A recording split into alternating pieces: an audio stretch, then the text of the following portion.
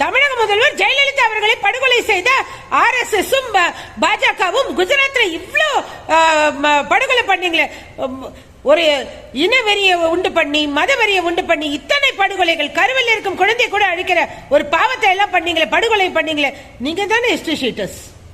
உண்மையான history sheeters யார்? ரவுடிகளை ஹிஸ்டரி ஷீட்டர்ஸ்ன்றீங்க. எப்படி அவங்க ரவுடிங்களை உருவாங்குறாங்க?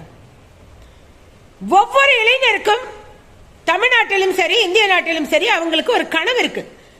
நான் இப்படி வரணும், என்னுடைய திறமைக்கேற்ற அங்கீகாரம் என்ன கிடைக்கணும். அந்த திறமைக்கேற்ற அங்கீகாரம் எல்லாம் அந்த இளைஞர்களுக்கு கொடுக்காம தடுக்கிறது யாரு?